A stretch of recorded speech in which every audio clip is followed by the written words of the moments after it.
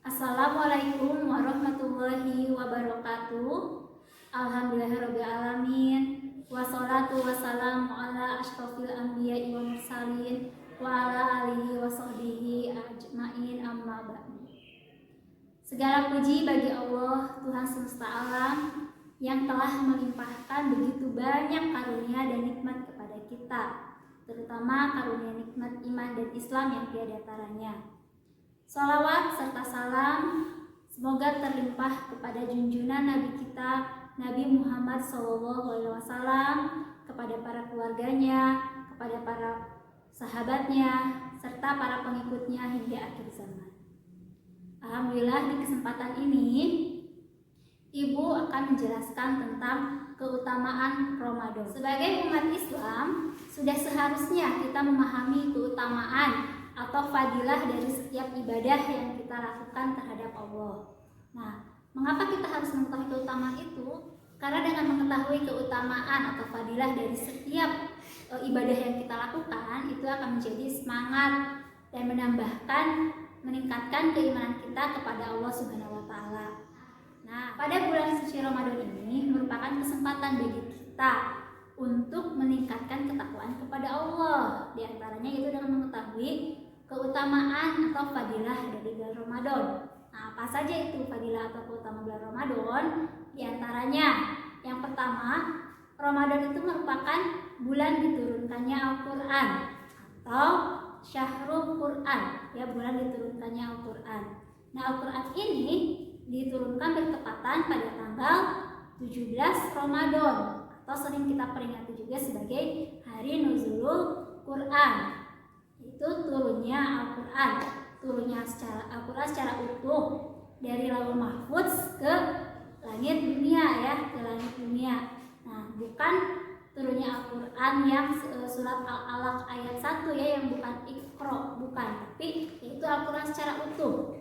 Al-Quran secara utuh diturunkan oleh Allah yang tadinya ada di Lauhul Mahfuz, diturunkan ke langit dunia untuk menjadi karunia atau jadi mukjizat yang terbesar nih, mukjizat yang terbesar untuk umat muslim, ya, untuk umat muslim khususnya, umumnya untuk seluruh umat manusia. Nah, anak-anak, itulah mengapa bulan Ramadan ini disebut juga sebagai Nuzulul Quran, ya, karena bertepatan dengan hari diturunkannya Al-Quran dari Lauhul Mahfuz ke langit dunia. Keutamaan yang berikutnya adalah Ramadan merupakan bulan penuh keberkahan atau disebut juga bulan Syahrul Mubarak. Nah, kenapa sih disebut bulan penuh keberkahan? Karena di bulan ini setiap amalan yang kita lakukan maka akan dilipat gandakan oleh Allah Subhanahu wa taala. Nah, mungkin kalian pernah mendengar, ya, bahwa setiap kalian membaca satu huruf di dalam Al-Quran maka akan diganjar 10, ya. Nah, tetapi di bulan Ramadan ini maka ganjarannya itu akan berkali-kali lipat, tergantung yang Allah inginkan. Bisa 2 kali lipat, bisa 10 kali lipat, bahkan bisa 70 kali lipat, tergantung yang Allah inginkan, tergantung keimanan kita kepada Allah. Semakin kita beriman, insya Allah maka pahala kita akan semakin berlipat.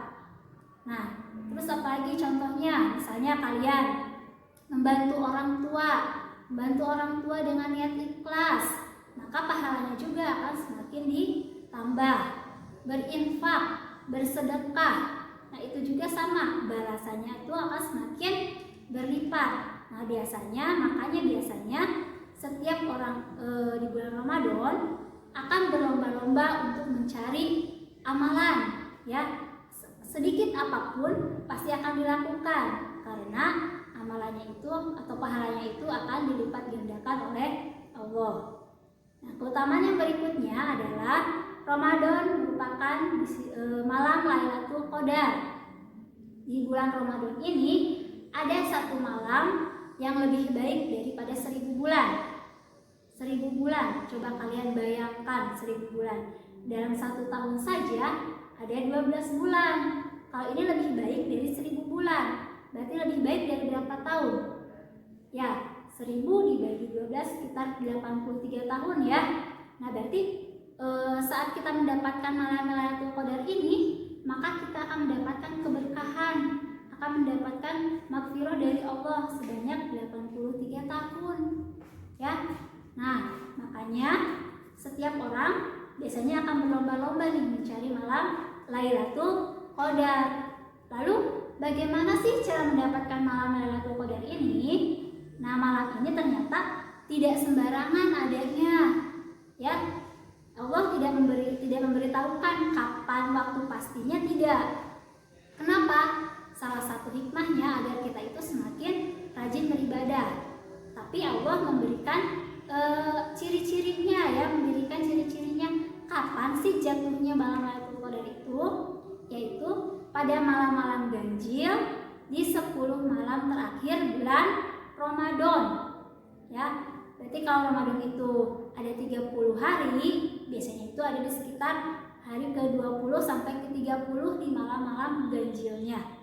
Nah, makanya biasanya setiap umat muslim saat mendekati 10 malam terakhir, mereka akan bukan melepaskan, ya, tapi mengurangi kehidupan dunianya, mengurangi pekerjaannya, mengurangi kegiatan-kegiatan yang berhubungan dengan duniawinya. Kenapa? Karena ingin fokus beribadah untuk mendapatkan malam Lailatul Qadar. Biasanya mereka akan beriktikaf di masjid. Beriktikaf itu berdiam diri di masjid, ya, pada 10 malam hari terakhir. Nah, tetapi bukan berdiam diri saja, tapi harus untuk beribadah, ya, beribadah. Tapi jangan lupa juga selain beribadah, kita juga perlu beristirahat. Jangan hayo terus beribadah tapi sampai lupa tidak tidur, akhirnya kita malah sakit. Itu juga tidak baik, ya. Dan Allah juga tidak menyukai jika terlalu berlebih-lebihan dalam beribadah sehingga kita sakit atau menzolimi ke dalam tubuh kita. Nah, lalu keutamaan yang berikutnya adalah bulan Ramadan ini merupakan bulan pengampunan dosa atau maghfirah. Nah, karena sudah dijelaskan tadi, ya, di dalam bulan Ramadan ini Allah akan melapangkan semuanya, ya, akan menghapuskan dosa-dosa kita. Tetapi dosa-dosa yang kecil, dosa-dosa yang berhubungan antara kita dengan Allah, bukan yang dosa dengan kita dengan para manusia. Misalnya nih, kita punya dosa kepada teman kita, atau sudah menzolimi teman kita, atau sudah berbohong kepada orang tua kita. Itu kan dosa, ya. Nah, Allah tidak akan mengampuni dosa itu sebelum kita meminta maaf kepada orang yang sudah kita sakiti, yang sudah kita zolimi tadi. Nah, jadi dosa kepada manusia itu sebenarnya lebih berat, ya, karena harus memohon maaf kepada yang sudah kita sakiti. Tetapi kalau dosa kecil, ya, misalnya nih kita dalam berwudu tidak sempurna, saat sholat tidak khusyuk, ya, atau bacaan Al-Qur'annya masih balelo gitu, ya. Nah, insya Allah itu bisa diampuni dengan minta maaf kepada Allah, dengan salah satunya diantaranya itu dengan melaksanakan bulan puasa ini, terus melaksanakan sholat tarawih juga. Nah, biasanya di dalam Ramadan itu ada sholat tarawih, ya. Nah, sholat tarawih, sholat malam, atau, ya, sholat malam atau sholat tahajud, nah itu juga akan menghapuskan dosa-dosa kecil kita terhadap Allah. Ya, sekali lagi Ibu ingatkan, dosa yang diampuni itu adalah dosa kecil terhadap Allah. Kalau dosa kita terhadap manusia, maka kita harus memohon ampun dulu atau meminta maaf dulu kepada orang yang sudah kita sakitin, ya. Nah, yang berikutnya adalah Ramadan merupakan keutamaan yang berikutnya, di bulan suci Ramadan ini maka pintu-pintu surga akan dibuka seluas-luasnya dan pintu neraka akan ditutup. Maksudnya apa? Itu tadi, maka setiap amalan kita sebenarnya bisa menjadi jalan, bisa menjadi wasilah kita untuk menjadi masuk surga, ya, dimana pintu surga itu dibuka seluas-luasnya. Amalan kita akan diberikan sebanyak-banyaknya pahalanya, sedangkan dosa-dosa kita akan diampuni oleh Allah. Dimana sebenarnya di dalam bulan Ramadan ini Allah pun membelenggu setan ya, membelenggu setan, jin dan iblis.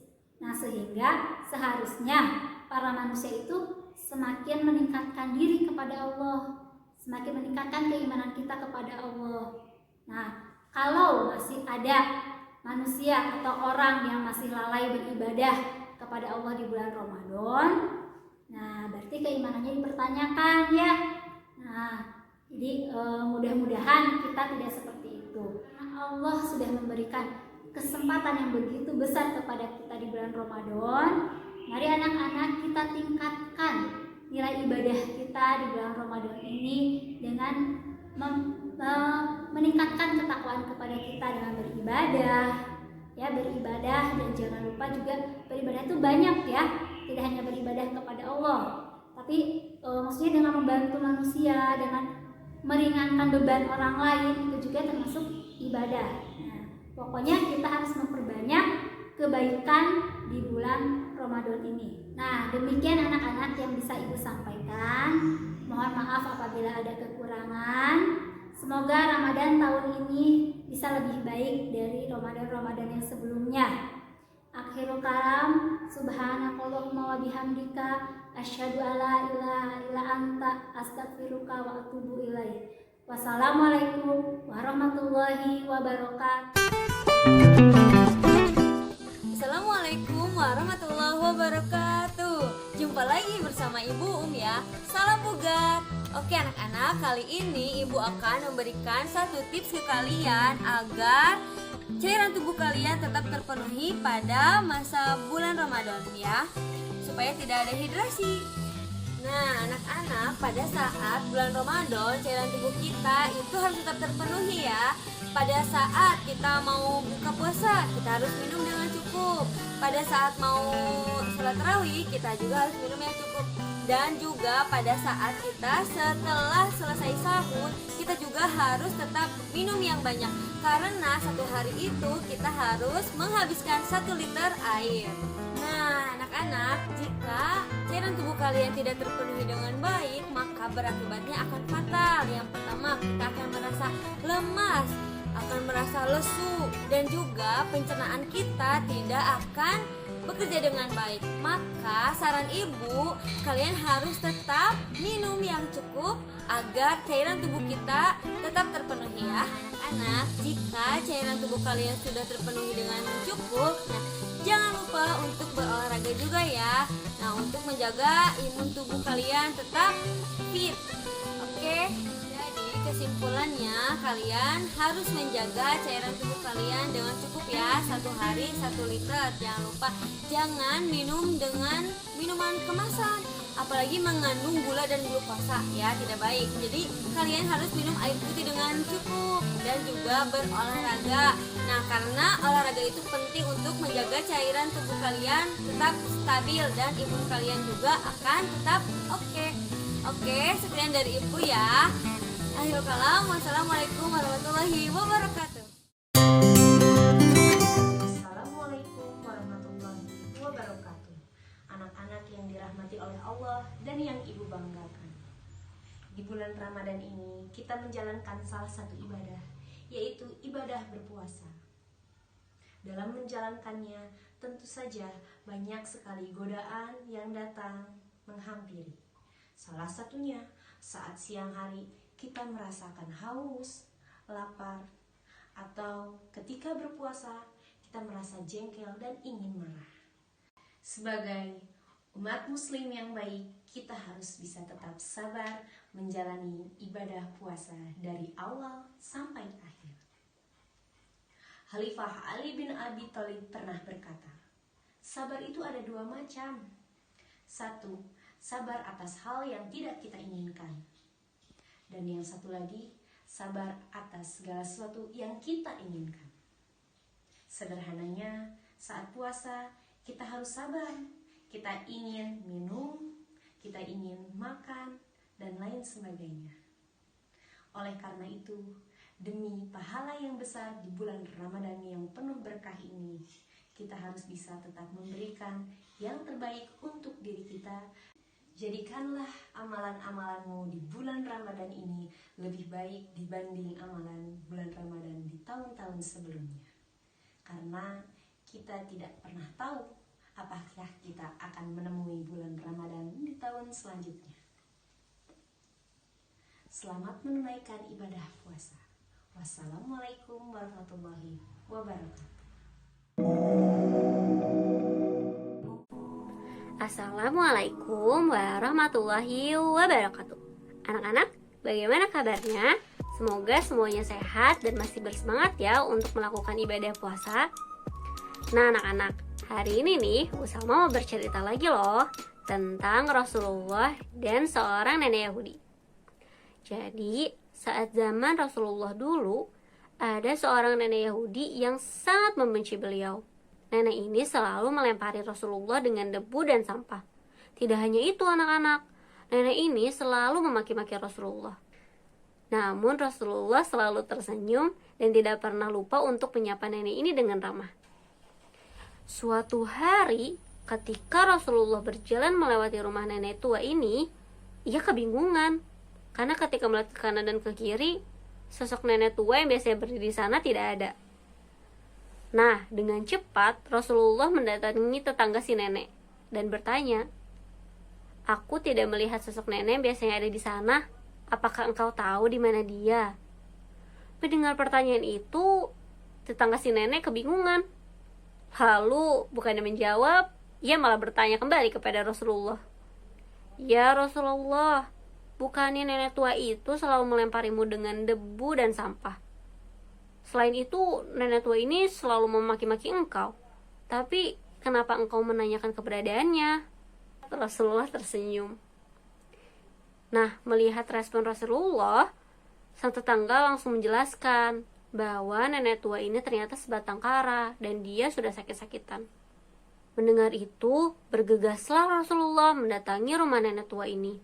Nah, karena melihat nenek tua itu sedang lemah terbaring, dengan cepat Rasulullah membantu untuk membereskan rumahnya, mengambilkan air sumur, juga menyediakan makanan agar nenek itu cepat sehat. Setelah beberapa hari dirawat oleh Rasulullah, nenek itu kebingungan. Kenapa? Kok Rasulullah mau membantunya ya? Nenek itu bangun dan menatap Rasulullah dengan marah.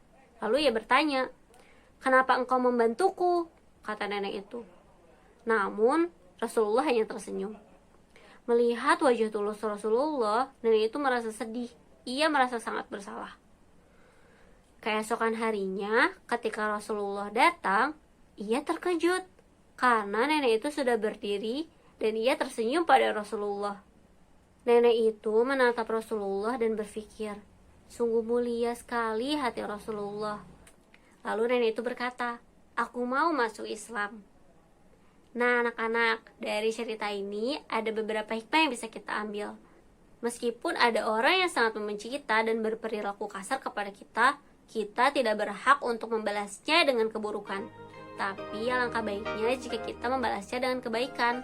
Karena suatu hari nanti orang itu menyadari bahwa mencintai sesama itu lebih baik daripada membenci. Sekian cerita dari Ibu. Anak-anak harus tetap semangat ya, dan ingat, peduli pada sesama. Billahi taufiq wal hidayah. Wassalamualaikum warahmatullahi wabarakatuh.